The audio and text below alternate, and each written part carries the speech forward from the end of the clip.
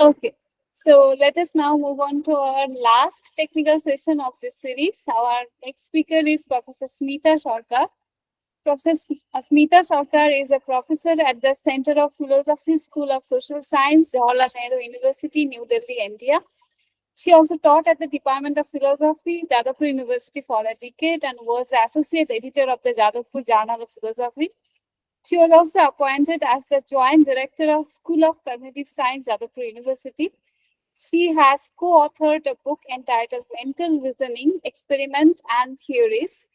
She has jointly edited Mind and Cognition and Interdisciplinary Sharing.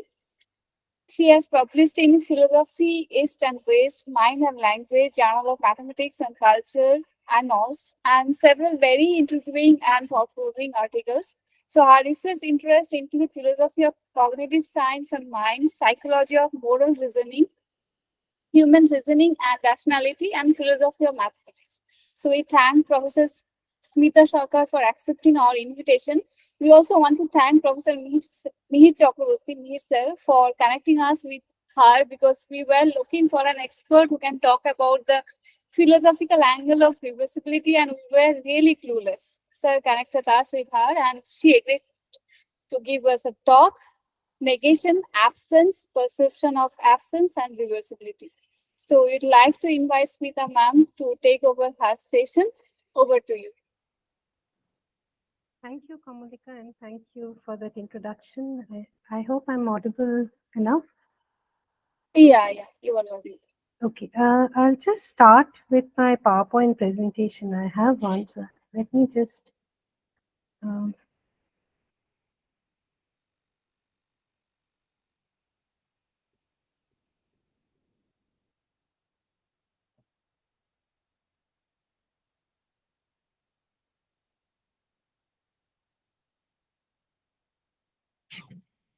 yes, I hope it's visible.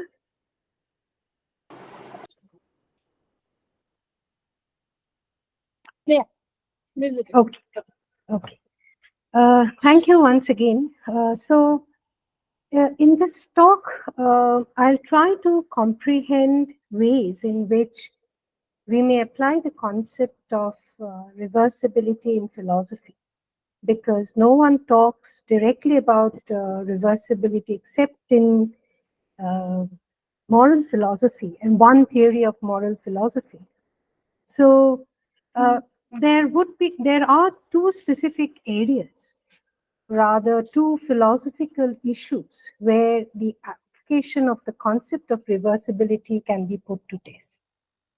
The first one is the concept of absence and how do we perceive absence, leading up to the question of the possibility of perception of absence. How do we perceive that there is an absence? And the second one is the application in certain moral context, moral situation or moral context. Now, I have written this, the notion of emptiness in Pali Buddhist literature, just because I will be very briefly mentioning about it in one of the classifications. So that's the reason I've put that as number 2, the notion of void, the notion of voidness or emptiness as Pali literature has it. So how would I look at reversibility and its application in philosophy? The first one, we would understand it as being dependent on an earlier state. And dependent on an earlier state. And in this context, I will be talking about absence and perception of absence. That would be my first topic in the earliest. The other one, I would be talking about reversing or switching of roles that is often prescribed in certain moral contexts, in certain moral theories pertaining to certain moral situations or moral context. So basically, I would try and explain these two understandings of reversibility in philosophy in very two different domains. I hope I would be able to cover both. So the notion of absence that I would be dealing with in this talk would be from um, one particular school of philosophy, Indian school of philosophy, that is Nyaya. I would try to avoid technical jargons and try to put forward at least the minimum understanding of their theory of absence. Now, when we talk about abhava or absence, um, we can see that in the context of imagining an absence. Let's say where I'm asked that imagine that there is no objects in the world. Now, if I have to understand this, that even if I'm looking at things, even if there are things given to me in experience right now, if someone tells me, imagine that there is a void in front of you, there are no objects, that you see no objects. The question is, what kind of cognitive tool do we apply in order to imagine this absence? If I have to imagine that the room that I'm sitting uh, is void of things, there are no things in this room. So to imagine or perceive such emptiness of objects that are given in our phenomenal experience, uh, how would that be? And this is where the concept of emptiness or shunyata comes in from the Pali Buddhist perspective. The other sense of absence is a given absence in a phenomenal experience, right? So the question is, how do we perceive the absence of an object X that was present in my phenomenal experience at an earlier point of time? So let's say I leave a book on the table and I go out of the room and I come back and I perceive the absence of that book on the table. So the question is, if there is no book, how do I perceive that absence of the book? This I would come a bit later. So basically, I would be talking about B, that is, how do we perceive given absence? And it is in this context that I will talk about the Nyaya system and their understanding of absence.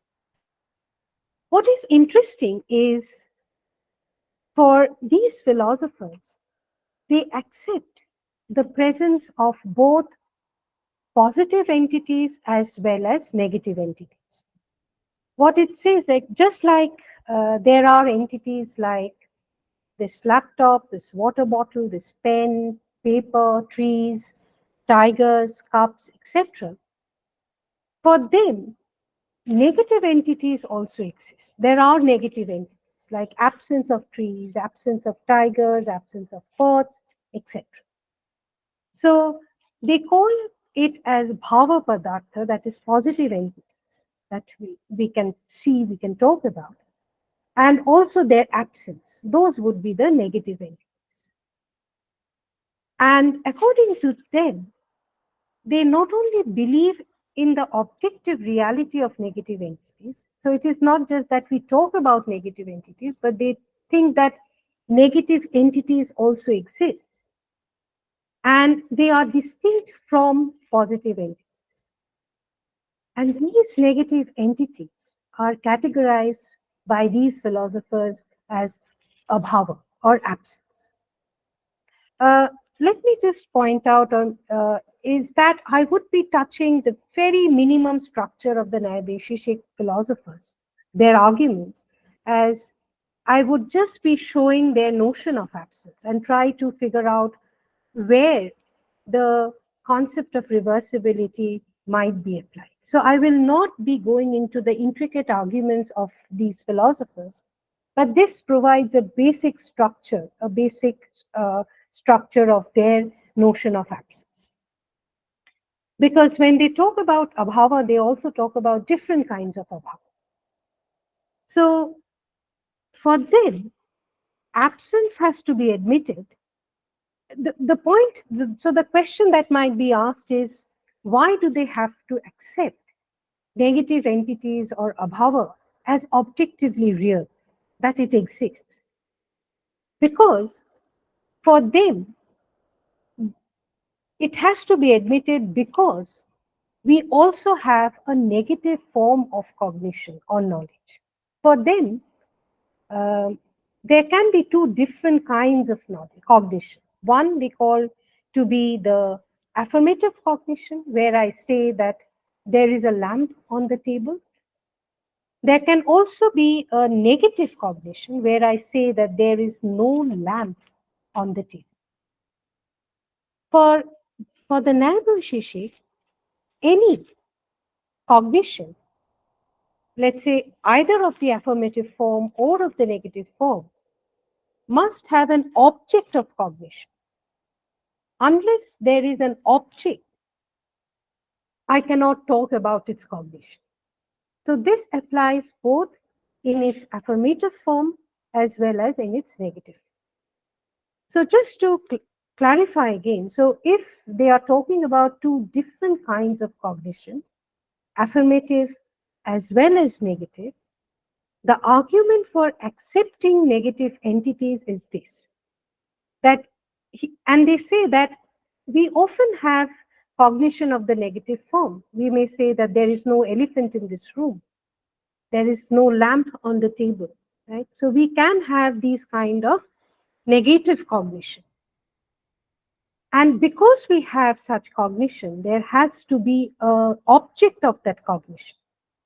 And since it's a negative cognition, that object is also of a negative kind.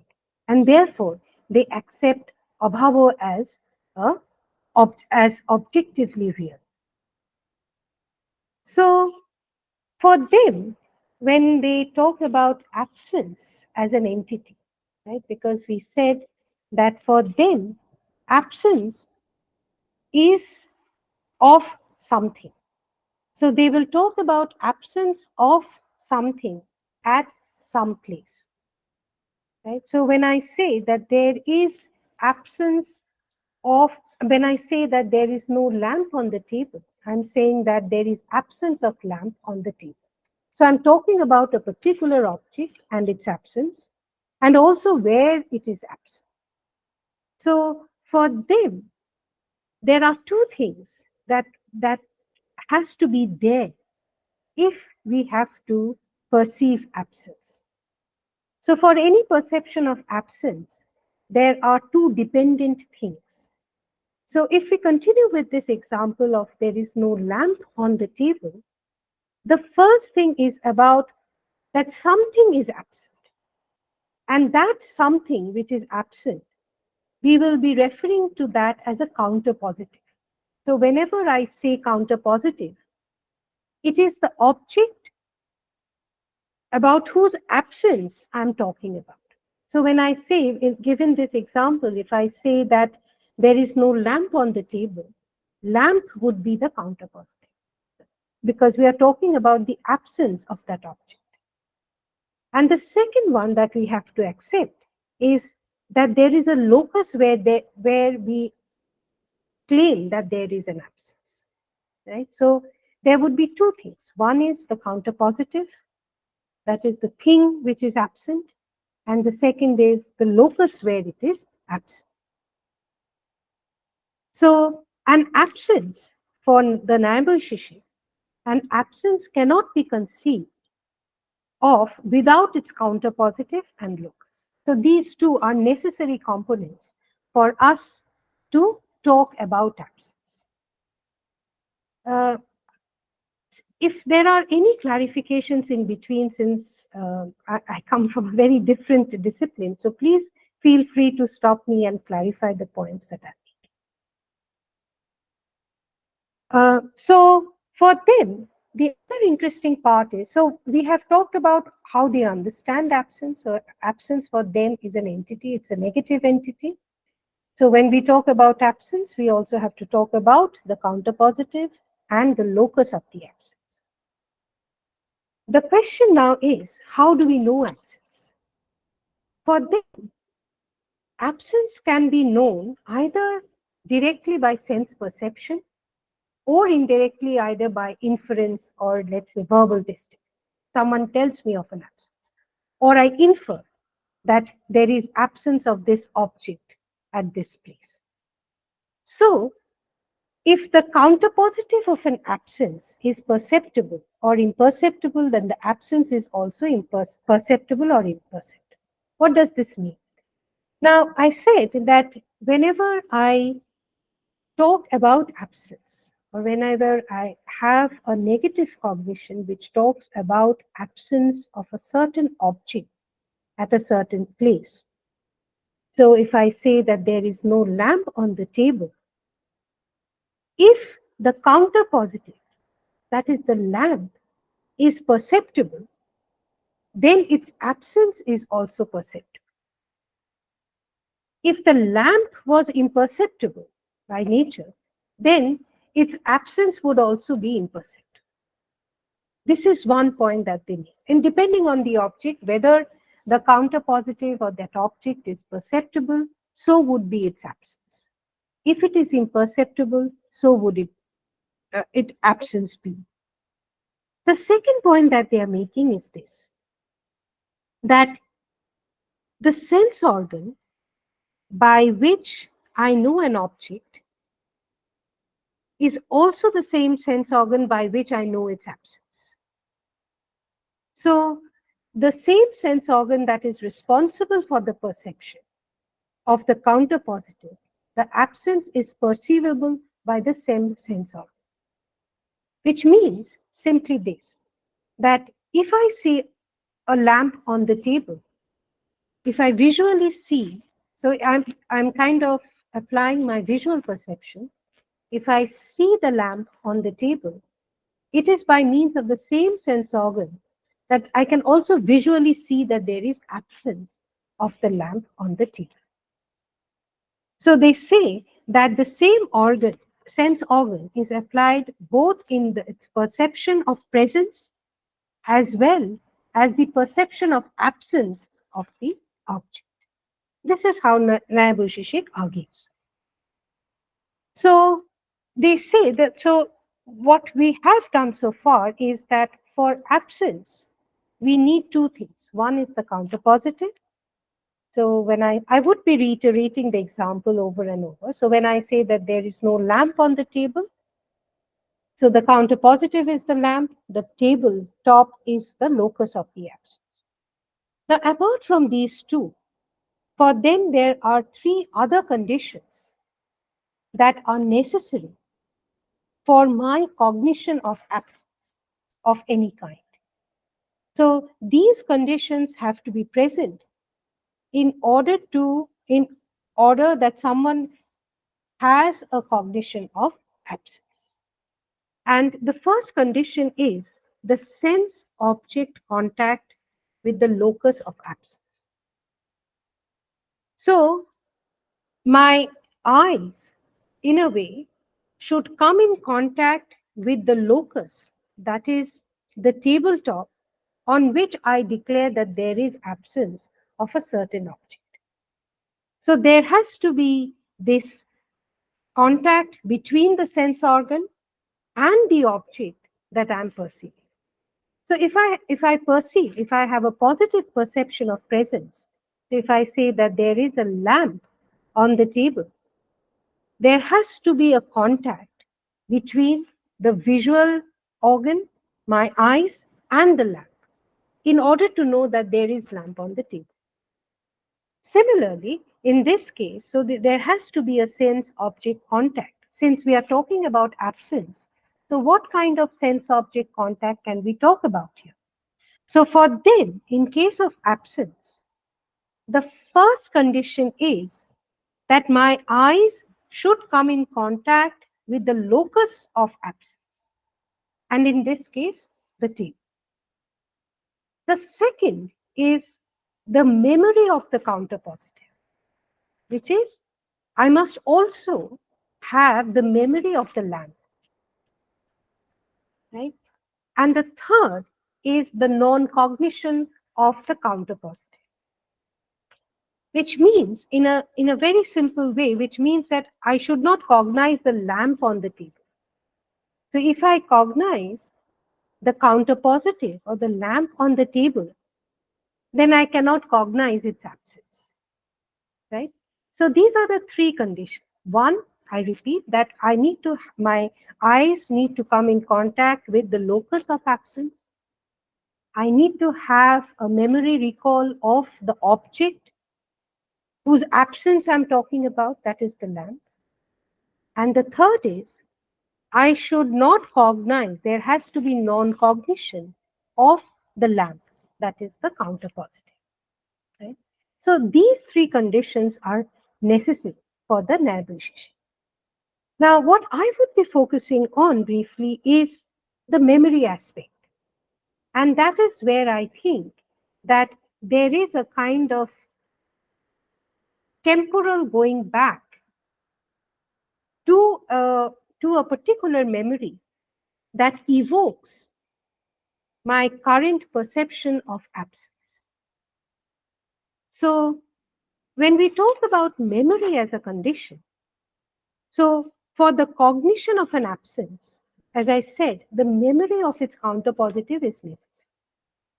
Without the memory, I cannot have.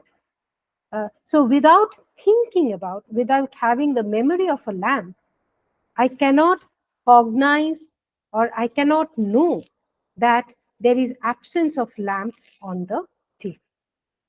So memory becomes a very crucial ingredient of my knowing that there is absence on the table. The second is, and this is quite interesting, when he says that when we perceive something on the table, right? We are not talking about absence. Let's say when I perceive the laptop on the table, at that moment of perception, I need not entertain, or let's say I need not entertain any thought about the laptop. I just see what there is, right? So when I'm perceiving objects that exist on this table, I just perceive them. I don't have to have a memory recollection of the objects that I see on the table. Whereas they say that to perceive the absence on the of lamp on the table, we need to have a memory recollection of that object in our minds.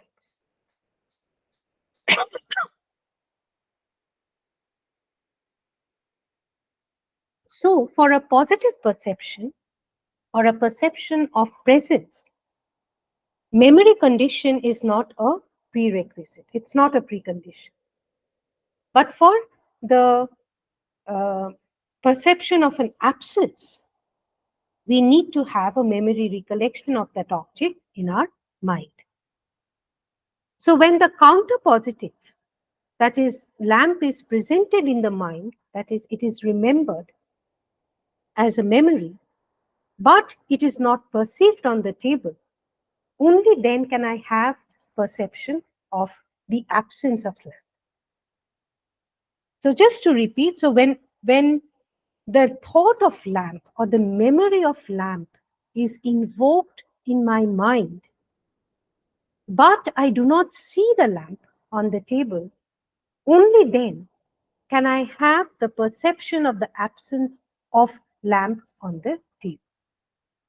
So you see how memory recollection becomes a very integral part of our perception of absence. Unless a memory of an object is invoked in our memory, we cannot talk about, we cannot perceive the absence of that object, which is definitely not the case in case of presence of an object. So memory of the counter positive is necessary also for the non-cognition of it. In the sense, when I recollect the memory of a lamp, I also know about the I also know that the lamp is not present. So I do not see the lamp. And that is what we mean by non-cognition of the lamp. And that very non-cognition of the lamp on the table leads to my understanding or my perception of absence. So the non-cognition of the counter positive, that is the non-cognition of the lamp, is a requisite for the perception of absence. Now, the other ingredient that we also need is we should also be aware. That awareness factor should also be there, that I'm not perceiving a lamp. I have a memory recollection. I'm also aware that I don't see that lamp, and therefore, what I see is the absence of the lamp. So it is not just the memory, but also the awareness that I do not see the lamp. And finally, the memory of the object, that is the lamp in this case, is necessary for the awareness of the non-perception of it. Why?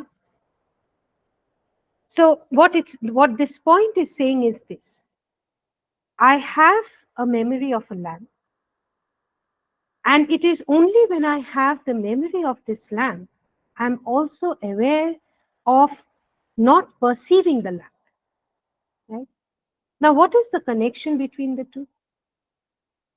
The connection is simple because, let's say, if we look around us at any point of time, there are, there are absences of many objects, right? So if I talk about the things that are absent in this room, elephants, tigers, lions, trees, I can keep talking about objects that are not present in this room. But in order to do that, to have that awareness of the non-presence of these objects, I need to recall them. So I need to have a memory of that object for me to have that awareness that this is not present. So for me to say an elephant is not present in this room, I need to recall the concept of memory. Without this recollection, there are millions of objects that are absent in this particular room at this point of time. I cannot talk about all absences, but I can talk about only those absences which I can recall. So there is an intricate connection between the memory of the object as well as the awareness of not seeing that object in the room. So when we remember a thing, but we do not perceive it, we are aware that we do not perceive that. The same thing that I said, that if I remember an elephant and I do not see an elephant in this room, then I'm aware that I do not perceive an elephant in this room. And it is only then that I perceive the absence of an elephant in this room. Right? So this is how memory as a condition is operative in for me to see that there are absences. So to figure out what we see when we see an absence, memory plays an important memory is an important condition. So just to recollect what we did, so if we have non-perception of lamp on the table, right, which means that I do not see the lamp on the table. So therefore I assert through a negative cognition that there is no lamp on the table. So to have this non-perception of lamp, they say that we need to have memory of the object. That is the counterpositive or the lamp. Now for this memory recollection, it either triggers the recollection of a specific lamp. Let's say I remember seeing a lamp earlier, a week before on this table, which today I see is absent from the table. So it's a recollection of a specific lamp that I'd seen, let's say last week on this table. Or it could be a recollection of a particular kind of lamp, not specific to this table, but a particular kind of lamp which I may have seen at my friend's place. So when we talk about memory, the reason why I'm talking about this is that when we talk about memory of an object, it's a particular memory, it's a specific memory. So when I say that there is no lamp on the table, at that point of recollection, it must be a concrete memory of a lamp whose absence I see today on the table, right? So the memory of an object can lead to different kinds of triggers, but they are all specific triggers. So with such recollection, it's always a recall of a phenomenal experience in the first case that I had perceived earlier. Like if there was a lamp on this table a week before, which I do not see today, then I am recalling an earlier experience of perceiving a lamp on this table last Tuesday, right? So what we have seen, what we have experienced, come back as a memory, right? And in this very process of recollection, our thoughts at the present take us back to an earlier point of time. So we are always going back, right? So if I have to talk about, let's say, I'll keep this example because then it would be easier to follow. So if I say today at this point, there is no lamp on the table, I might recollect seeing a lamp on this table last Tuesday, right? Now, how is that recollection possible? That recollection is possible because I have earlier experienced a lamp on this table. So it is a recollection of an earlier experience. And this recalling of an earlier experience is basically taking us back to an earlier temporal point. So this going back is a reversal of some sort. It's a reversal in time. Any memory that we have, and memories are there. But what I'm saying here is this recollection of a memory at a certain point of time is a kind of reversal of some sort. So we are kind of going back to an earlier temporal point. So this is kind of temporal reversibility. Unless we have this, let's say, if the memory fades, if I have no recollection of a memory of a lamp being on this table last week, then I will not be able to say that I see an absence of that lamp on the table today. Of course, one can talk about generic absence, like there can be absence of many different things on the table at this point of time. But that is not what we are saying, because we are talking about a specific negative cognition. And that negative cognition is there is no lamp on the table, right?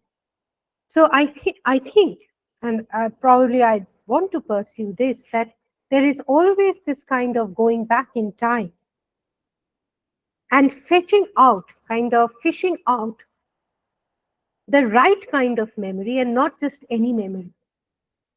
So unless I recollect the lamp that I saw last week, I won't be able to talk about that specific absence at this point of time. So there is always a sort of reversal of going back. Now, the other thing that, so this, so what we said earlier towards the beginning of my lecture is that I would be talking about a given absence, in the sense an absence that I see in my experience, right? So if I say that there is no lamp on the table now, so I'm talking about a current given absence that I perceive on the table. So and there has been different sorts of examples of this kind. Let's say if I leave the room with my laptop and my coffee cup on the table, and I come back after some time and I see this, right? Now, for me, as an observer, there is absence of the cup on the table, right? For me. And therefore, one may ask that how do we perceive an absence of the object? The point is that if you ask me that what do you perceive in the second picture, right? What do you perceive when you come back to the room? My objects of perception will be the laptop and the TV, right? And yet, I'm also talking about my perception of an absence, of an object that is not there. So therefore, the philosophical puzzle is this, the question is this, that how do we perceive an absence of an object? I said what Nehru thinks how we perceive absence. Let us think, uh, how do we ordinarily perceive an absence? So how can one see something or someone that is not there?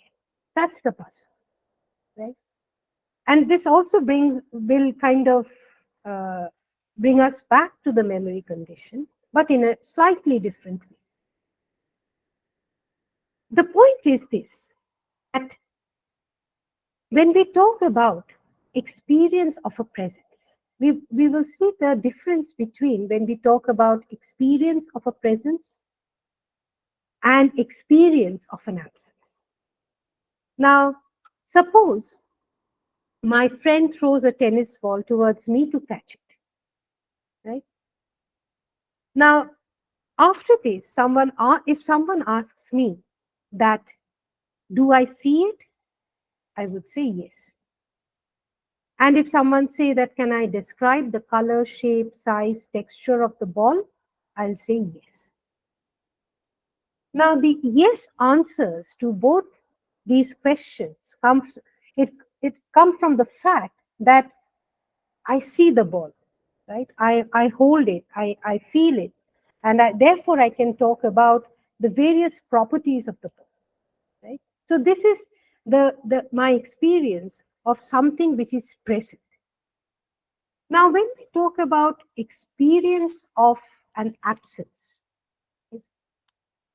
my coffee cup is not there on the table, right?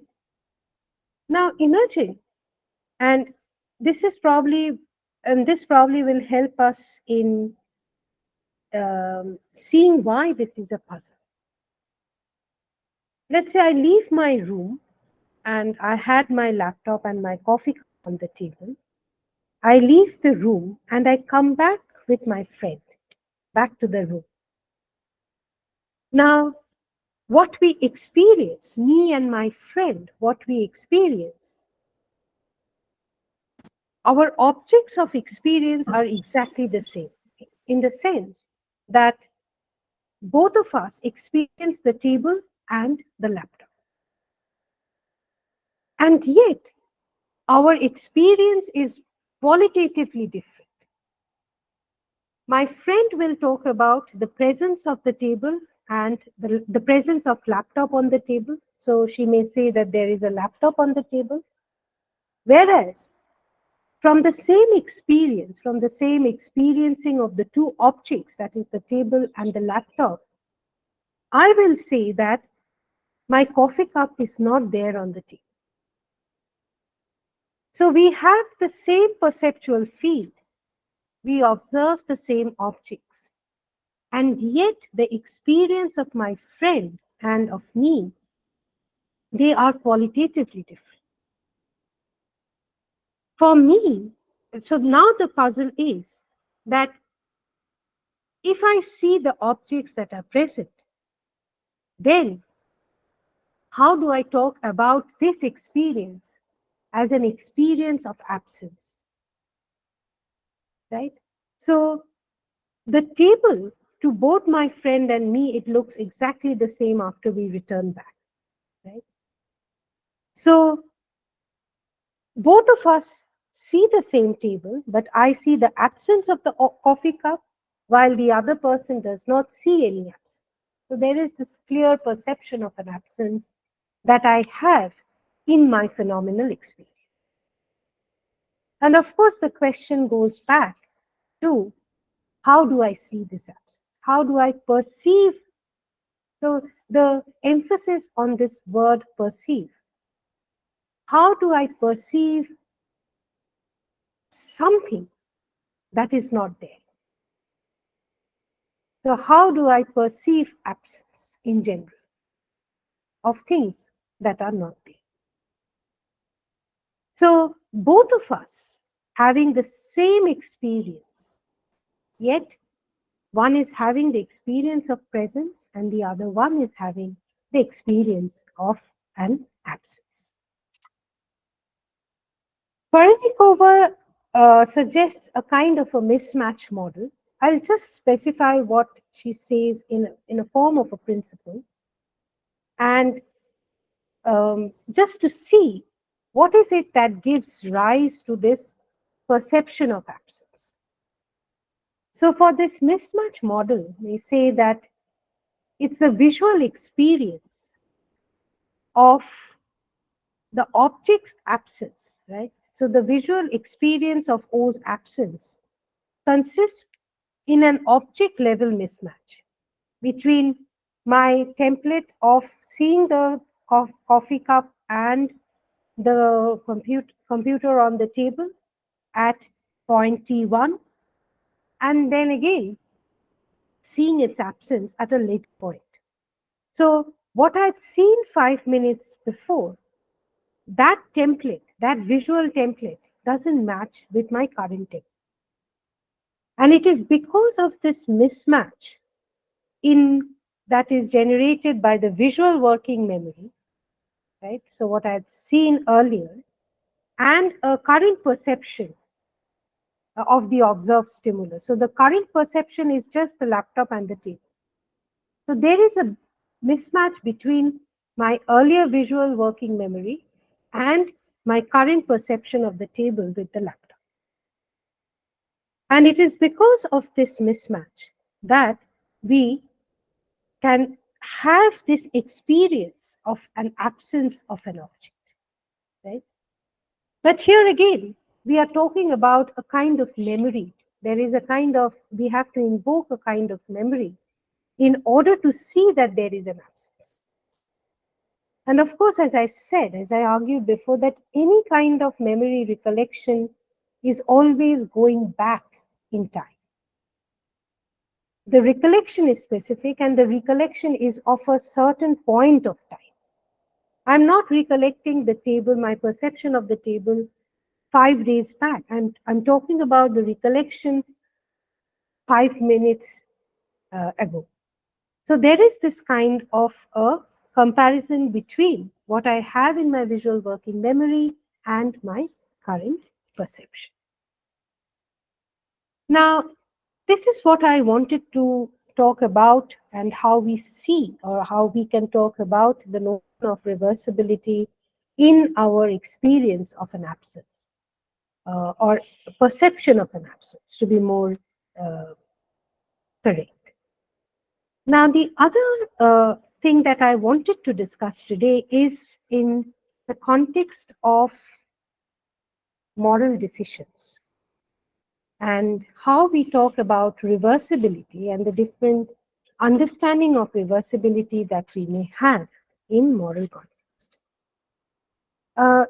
The reason why this is interesting is that it relates to our everyday world. So in a certain moral situation, we often, if we are faced with a moral decision and we are uncertain about what we should decide, there are often times when we are told that think what you would have done if you were in the, in the shoes of the other person, right? So we are often asked to change our perspective.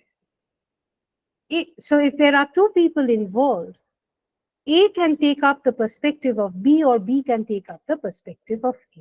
And this is a kind of a role reversal where we are reversing our present role. So Kurt Bayer, he identified the moral point of view with the principle of reversibility. And so he says that for adopting a particular moral point of view, whether this is right or wrong, whatever moral point of view that I may have, for a certain moral context, he argues that one must also know how to project reversal of rules, right? So if I'm in a certain moral dilemma, and if I'm unable to decide what I should do in this context, then I should be able to project myself as the other person. And probably that would give me a better understanding of the situation. Right? So Meyer says in his article, The Principle of Reversibility, Some Problems of Interpretation, is the principle seems to have persuasive power. Why? Because through this practice of reversal of roles, it appears to be an effective way of changing the minds of individuals who have become morally insensitive or blind in some area. So we are often faced with certain situations where we just fail to understand the other person's perspective, right? He says that this principle of reversibility is a great tool where I'm asked to kind of, there is a kind, I have to be sensitive about the other person, about the other perspective, to which I have been blind so far. So the question was that when we attempt to teach a child this principle of reversibility, then what is it that we are trying to teach, right, in a moral context? So far, we have understood that this principle of reversibility is about projecting oneself as the other. Right? So there is a kind of reversal of roles. Meyer says that there can be 4 different interpretations of this reversibility in moral context. And none of the interpretations are without its problems. But what I will be focusing on just for this talk is to show that the different interpretations that we may have given this concept of reversibility. So the first one, he says, and let me read a little, okay, I'll come to this example in a bit. He says the first interpretation is this: if one day I should be in the other place. Okay, let me just, I think the example will help us. He gives an example in the paper that I mentioned. He says that let us say that you are debating with yourself whether to tell a close relative what her physician has just told you. She has been diagnosed as having inoperable liver cancer, which will terminate her life in a matter of months. How do you apply the principle of reversibility to this case? That's the case study that he's giving. And he's also giving us 4 different interpretations of this principle of reversibility. And the first one is this: before you act, like before I act, in this case, I should ask myself that if one day I should be in the other's place, what would I want done to me? And this is the question that I must ask. This is just the first interpretation, and he calls it reversibility 1. Now, a response to this kind of question he says, comes from a very self-centered perspective, in the sense that the whole question, it operates according to the principle of crude reciprocity. What does it mean? It means that I would do what I want in return, in the sense that the question will be, what you want this person to do, should the roles be reversed, right? So if I become my friend and my friend becomes me, what is it that I would have expected my friend to do? Which in a way is, I will what give what you hope to get in return.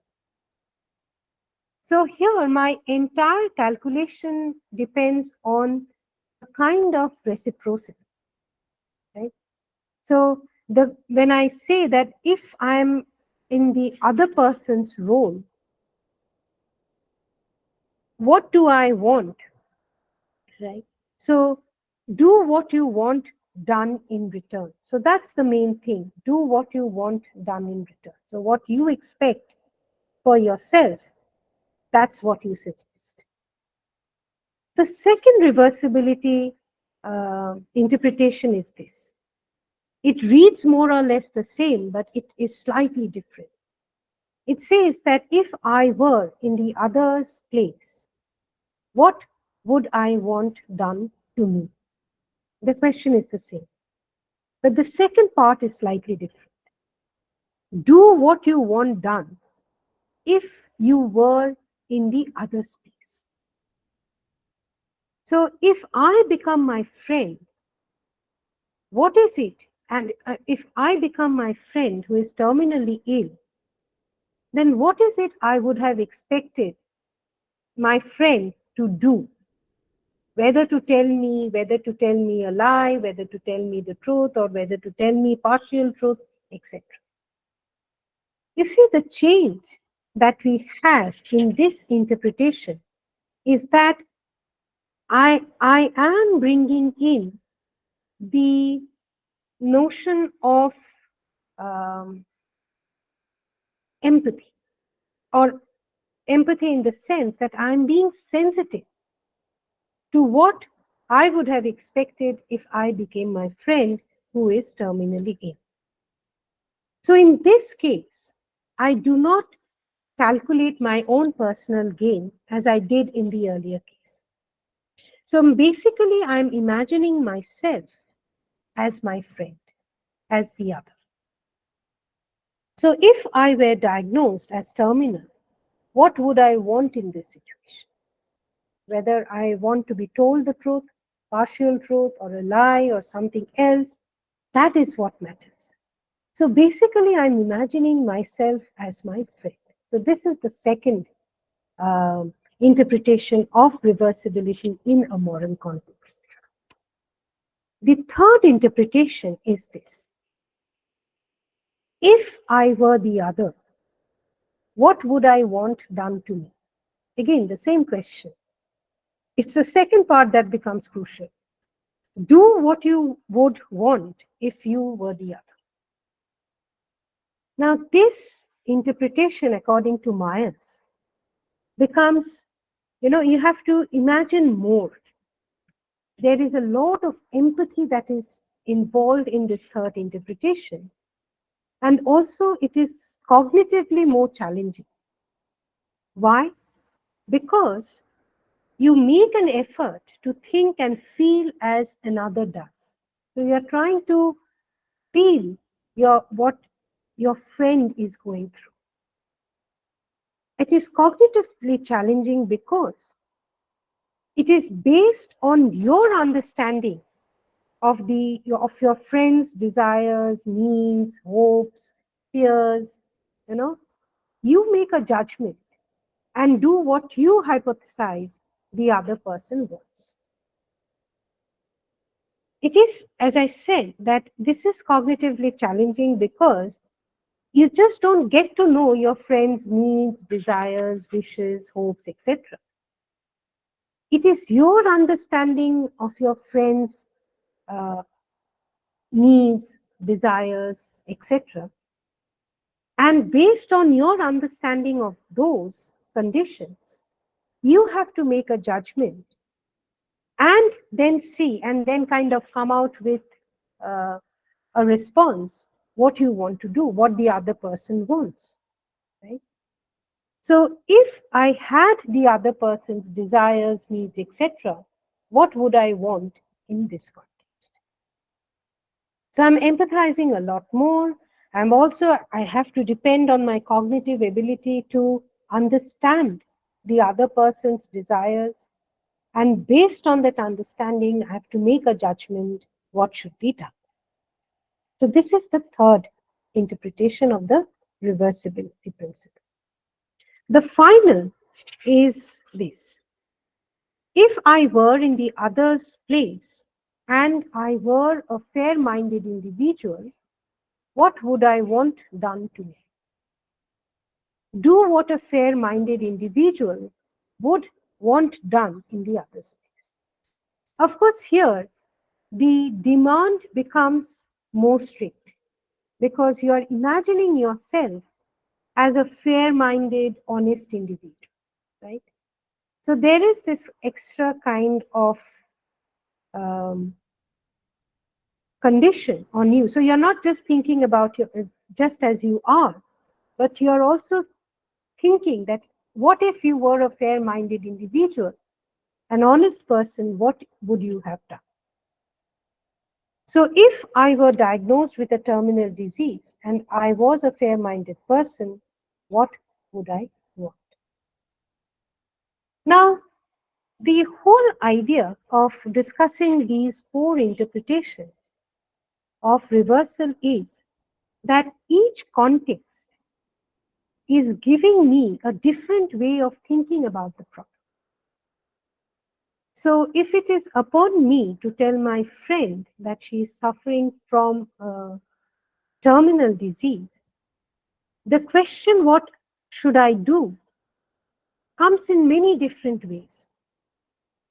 And this variety comes from the fact how I think about the question, whether I take the perception of my friend completely, or whether I take the perception of me as that friend, right? So there is this personal connection to that, or whether I want to see what I would have wanted in that situation, irrespective of or kind of sidelining or bracketing what my friend is as a person with her desires, hopes, etc.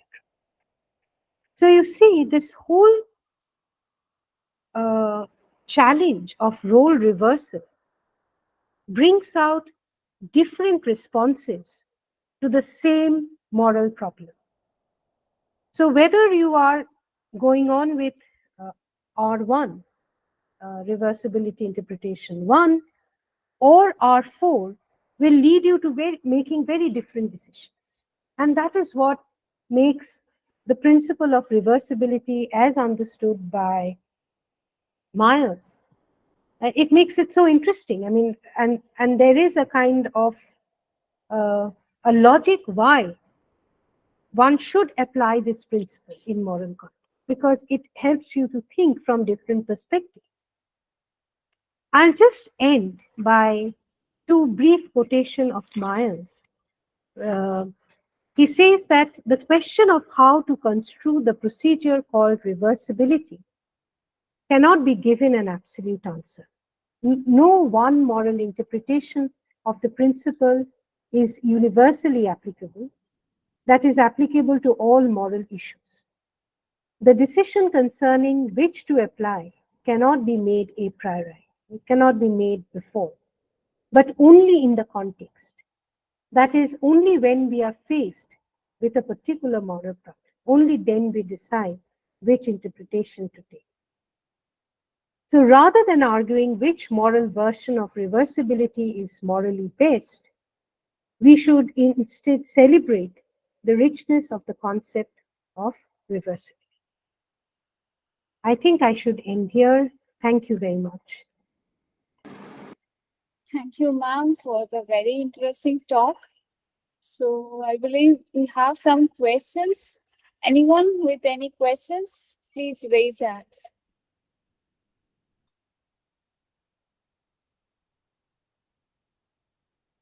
Okay, so by the time they ask, yeah, sir has asked.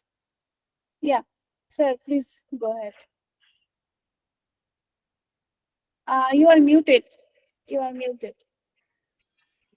Oh, thank you very much. It is so interesting. We all enjoyed the talk a lot. So I my hope question is, yeah, yes.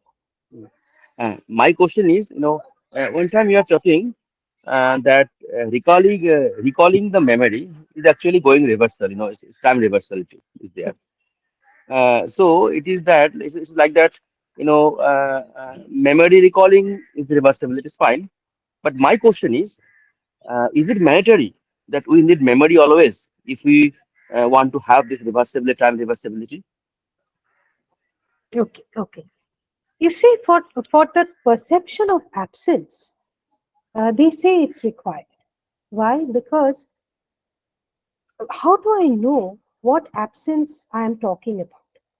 As I said, that there are multiplicity of absences in this room where I am now. Right? So there are many things which are not here.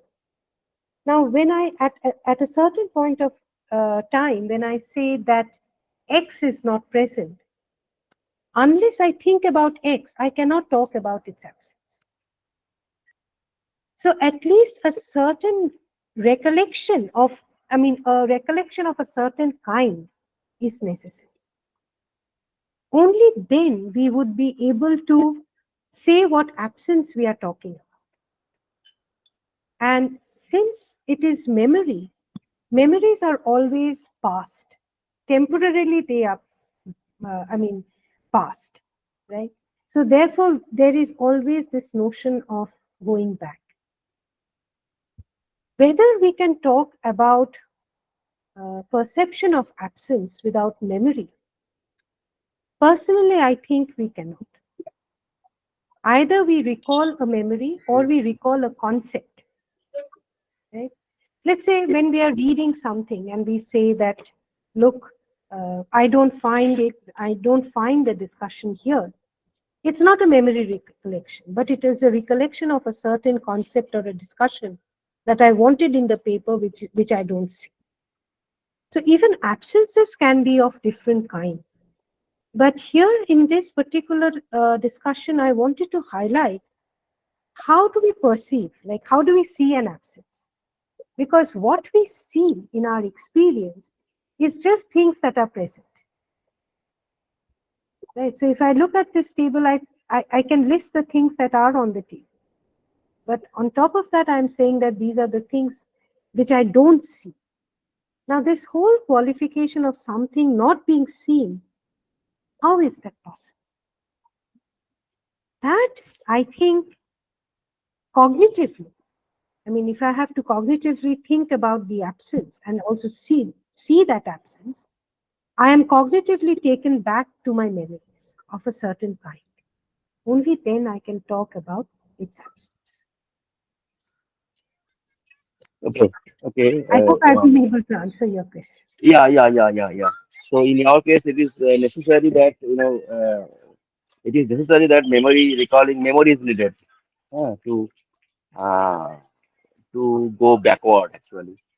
But in case Mhm. of just in generally in computing, Mhm. uh, so I mean we generally don't need memory or memory. I mean we don't always need memory if you want to go back. Okay. So is it different? The you are saying the recalling. If I want to go back, recalling is there, so memory is there. I am referring to a memory. Mhm. Yeah, if there is a memory, I can go back. It's all right. But it is not essential or always required that without having memory, I cannot go back. Yes. Yes, So in yes. this case, yeah, please. Let me give you an example.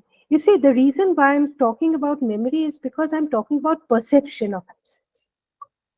But as I said, that there can be different other kinds of absence. Let's say, I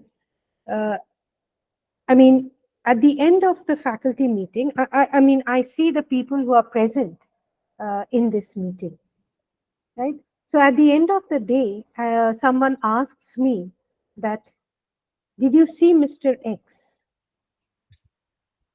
Now, at the time of being present in that meeting, neither did I think about X, nor did I have the perception of his absence in the meeting, because I didn't think about it. It is only when after 3 hours, someone asks me, did you see X in the meeting? I do not have an earlier memory of not seeing him to say that he was not there. You see, I don't have that memory of not seeing him because that thing was not playing in my mind when I was attending the meeting. So how do I recall his absence now? So I recall his absence through the memory of the people who were present in that meeting. And therefore, as I recollect the people who were there, which is part of my memory of that faculty meeting, I'm able to say that, no, I didn't see him. But as you're right, that in this particular case, when I'm being asked later about whether someone was present, I do not, at that point of time, have any memory of him being absent because I didn't think. It's only later, through my positive experience of the people who were there, do I now say that he was not there. So you're right that in certain cases, other cases of absence, I do not need the memory of absence. I do not need the memory of that person, but I'm relying on some other different kind of memory. I'm relying on my memory of who I saw at the meeting, only to eliminate the absence of that person from it. So probably, I mean, the cases that I'm dealing with would probably have memory as an essential component. Okay. Okay. Thank you. Okay, I'll do a comment on this. What my understanding goes is, here what ma'am is talking about is a kind of a previous configuration in our case. So if you start from somewhere, then only you can go back there. If you don't know where you have started there, the question of going back doesn't come. So maybe in case of finite automata system, it will be something like a previous configuration or some configuration where we want to go back. It's not always a memory in case of a finite automata. It's kind of a previous configuration. Maybe sir can comment on this. Yeah, it's a good point you have raised, right? Yeah, Yeah. it's a good point. As it was said that okay, the absence of someone. So I have started something. Yeah, the system has started, I have right? started from somewhere, so I have to go back. If I don't know where Yeah. I have started, how can I go back? So this is similar to that. In case of computing system, it will be some kind of a previous configuration. It's not a memory. It's a configuration in our case. It will not necessarily be a memory. We don't need extra memory for that. But it will be similar to memory in what she is saying. It's a memory of a previous state. That memory that a previous state happened actually, or the like the presence of a previous state. Uh, yes, Kamalika. But one point is there. Mhm. See, and the examples were shown. It's the presence of a lamp. Yeah, that was memorized. Hmm. It is not that I have started uh, from somewhere. My journey started. Means automated journey started, and it is this somewhere. It's not like that. It is that I can recall that lamp was there, but now there is a lamp. It's a backward Yes. transition. It's a Yeah. backward transition, right? It's kind of going back to an earlier state of perception. Yeah, it's a Because backward. earlier I said that it's like being dependent on an earlier state. So I'm going back to an earlier state. In case of cognition, I would call it memory. Probably in computing, you have a different term, but as Kamalika is rightly pointing out, that there has to be some reference point to which we go back. So unless I have a reference point of that lamp, I cannot say that this particular lamp is absent now.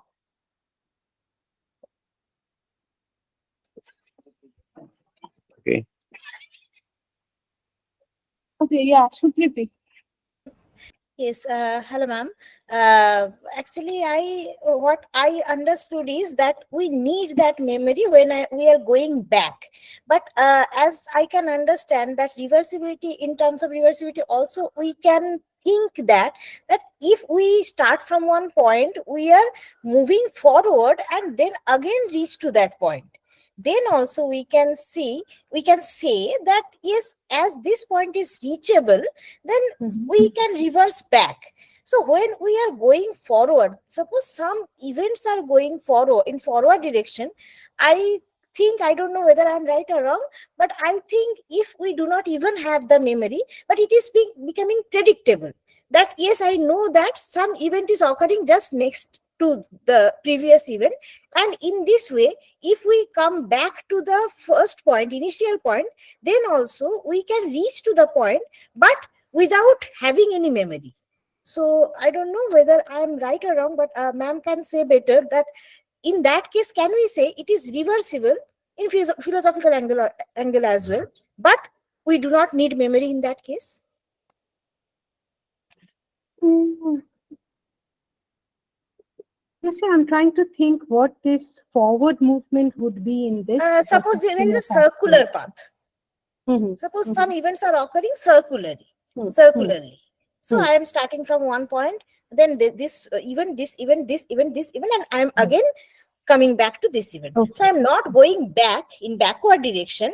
I'm Mhm. moving forward. I know what is going to happen next, but I do not need that memory because this is my next step. And by this also, I'm getting to the initial point. So this system is becoming reversible Right, again. right. Okay. Let me think. You see, from the context that I was talking about, let's say if I'm talking about absence, right? The understanding of absence is this, that something is not there, right? Let's say, and which may have been there at an earlier point of time, right? Of course, there is, I don't know whether I would be able to, but let me try and answer this. So, there is always a forward movement of time, right? So, one can see the presence of X, and at a later point, I mean, in this progression, temporal progression, at another point, there is that absence of X, right? So, temporarily, we are going forward. Um and then let's say I'm perceiving the absence and someone replaces the lab, right? So we are not going back. But the whole argument here is, the whole problem was, how do I say and how do I see that there is an absence? Because absence means lack of something. And when you say that there is a lack, you cannot perceive something that is not there. What we understand by visual perception is that I see. And by seeing, I can also say that probably if I see this laptop, I can touch this laptop. So there are other sensory means by which I can corroborate the presence of an object.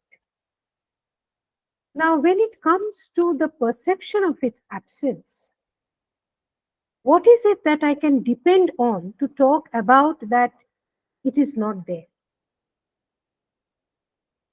What I can immediately depend on is the things that are present on the table. As I was talking about the coffee cup on the table, like how do I explain to my friend that my experience is experience of an absence? because I can't show her the coffee cup. Because what she sees is the table and the laptop. I also see the same two things. But I keep asserting that there is no coffee cup. So I have an experience of absence.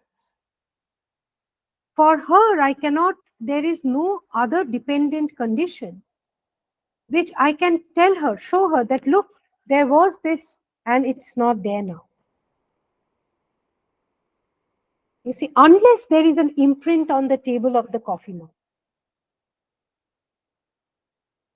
But even that imprint is a positive presence. It's not a negative presence. But I'm trying to convince that how do I point out this negative experience of not having, of saying that there is an absence. For that, as I said, that I'm going back to the visual model that I had 5 minutes ago before leaving the room. That visual memory doesn't match with my present visual memory. So for me, to detect an absence at a certain temporal point, one has to go back to an earlier referent point. So the way you're saying that if I take it to be a circular movement and therefore if I go from point A to point B to C and then come back to A, probably in the perception of absence, I don't have that linear movement and then going back. You see, there's this other a kind of a metaphorical understanding is, let's say, I go to a room and I forget what's the reason I came to that room for, what I was looking for, right? Often happens that I go to a room and then I forget why I'm there. There's always, I mean, people would advise that keep thinking what you did earlier. It's like tracing an object which is lost. Where did you last see it? Where did you put it? It's like going back, jogging back to what are the things that you did? What are the things that you wanted to do? But there you are going back, but it is not going back in a linear forward movement. You are again going back in time. You are going back to your past movements, past activities. So I do not see how this forward linear movement and coming back to the original point would work in this case. I'm just trying to see whether it really applies, but probably it doesn't. I have to think more on it. Yes. Okay, we'll also think of that if it is I mean, possible that without memory we can go back. Like I was saying, Shruti, if you think like our kind of how we implement or check the cycles, if you just think of the programs, how we do the cycle checking, we have to store at least one configuration, right? And then Yes, we have, that I understand. If we have the finite automata and we have the states, so that we can go yeah, back to that we state. can, So we without can storing that state, how can we go back? That is exactly. one. Without Yes. storing one state, how can we know that we Mhm. have come back to the state, Yes, even on exactly. the forward movement, even on the Right, side? right. Hmm. So that is kind of, this presence was important. Then if it is absent, then only we see that, okay, we have come back here, right? Yes. So maybe that's how we can map to our concept Mhm. of computability to the man's concept of Yes, practice. yes. Hmm. So I have one question to ask you, ma'am. This reversibility in math, it is very much related to the concept of bijectivity. That's the one-to-one function. So is there any implications of this notion in philosophy?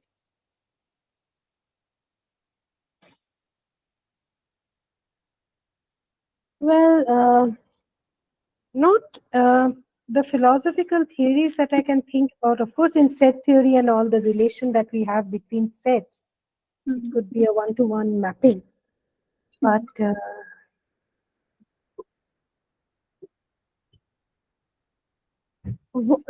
other kind of mapping that I can think about is this, that, and I don't know whether it's the right way of saying it, but let's say that I may have memory of um, multiple lamps in my memory, right? So there are two ways where you can. One is the concept of a lamp, where having that concept you can recognize any kind of lamp, right?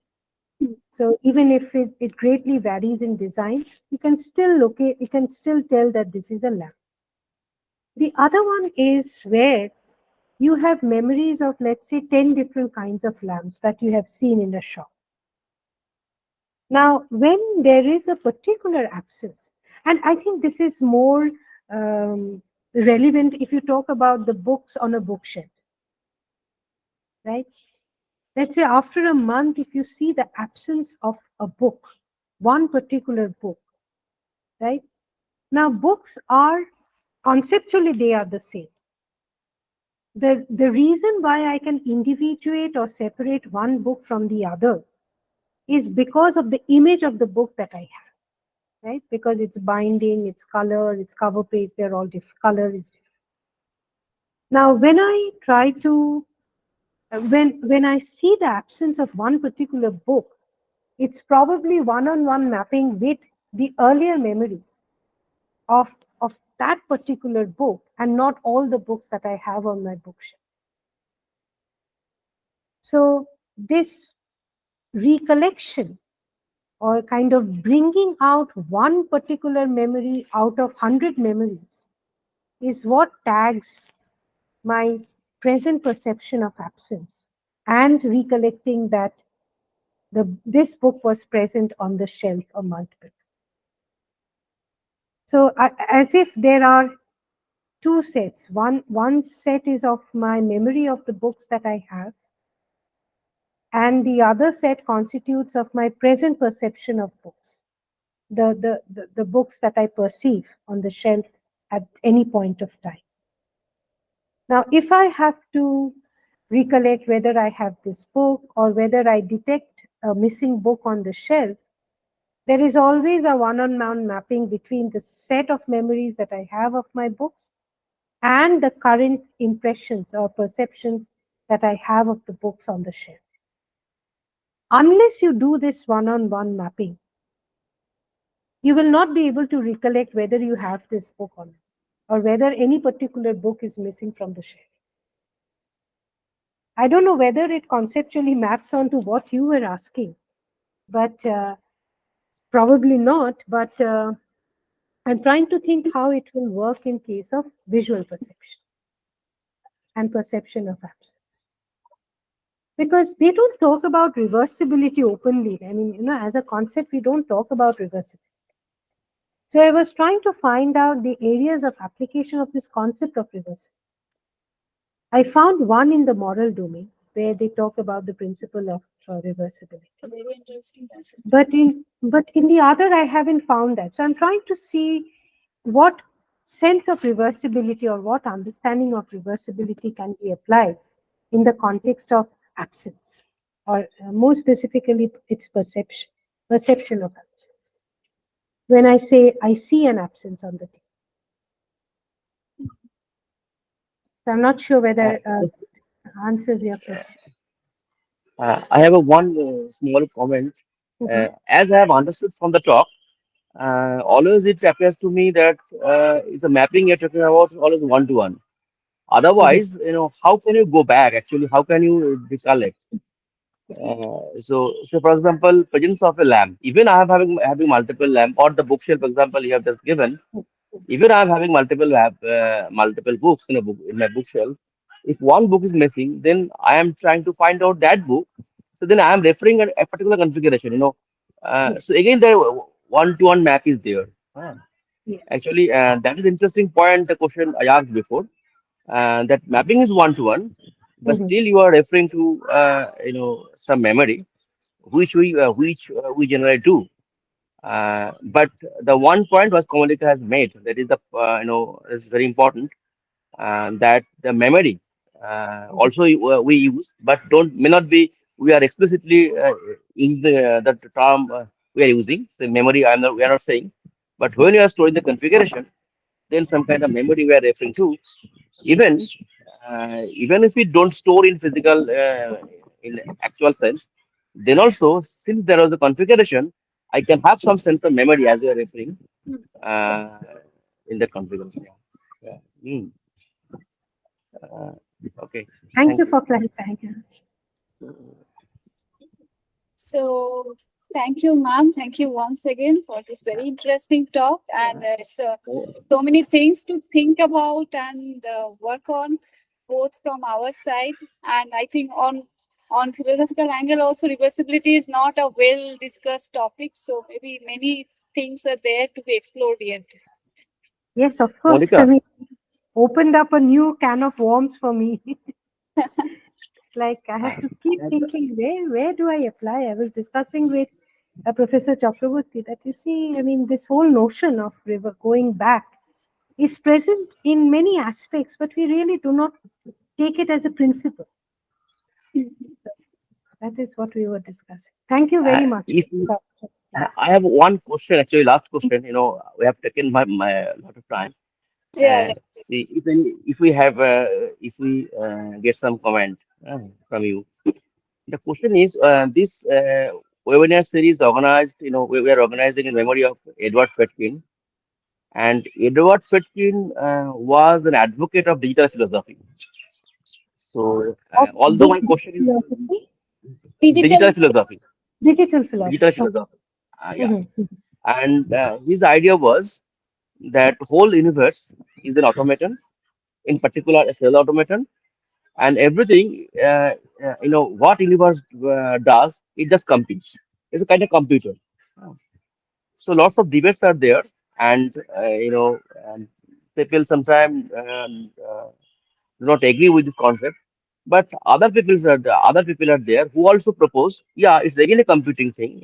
Universe is a computer, and what nature does, what universe does is a computer, and everything is digital. So as philosopher, you want to have some comment on this, if you have.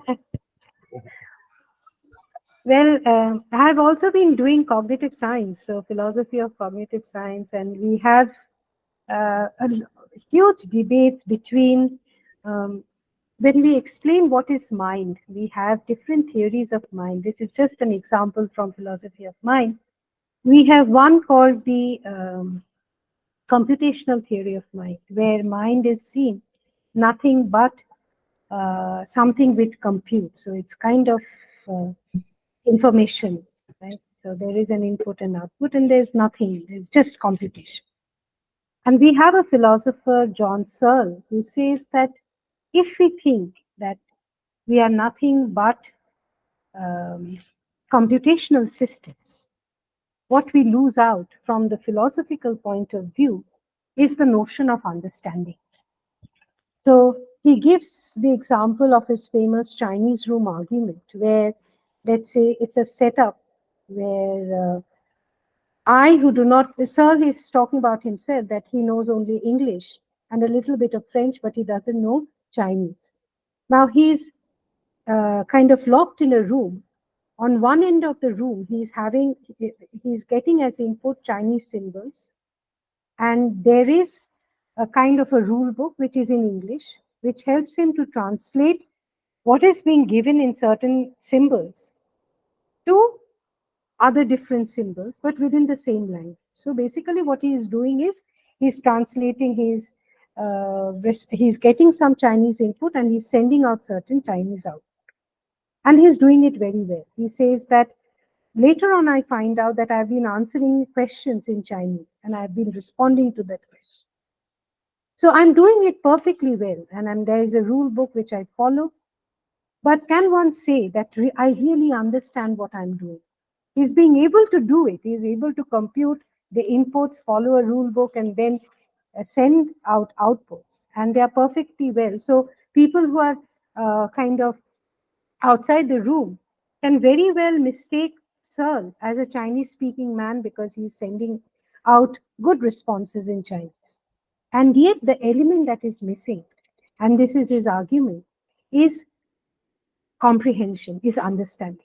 I can, it's a kind of symbol manipulation system. I can manipulate those symbols in Chinese. I can give out exact responses in that symbol, but I do not know the semantics of the symbols. I do not know what it means.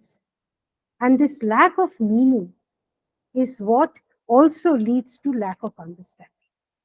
This is one philosophical response to the idea that our minds are computational systems. So this is my Yeah, offhand recollection of what I could think about here.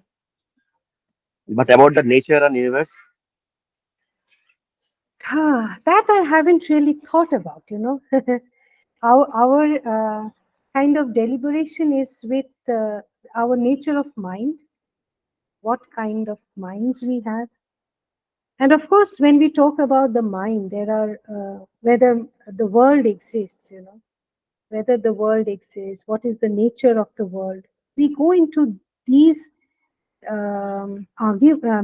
discussions, but I'm not sure whether, at least I have not encountered any reading, or I haven't really paid much attention to this idea whether the world is a computing machine, you know, whether it's computational. I have to think about it. It's not a very simple question that you have asked me. okay. I Thank can't you. give a right and wrong answer to this. Thank you. Thank you, everyone, once more. Thank you so much. So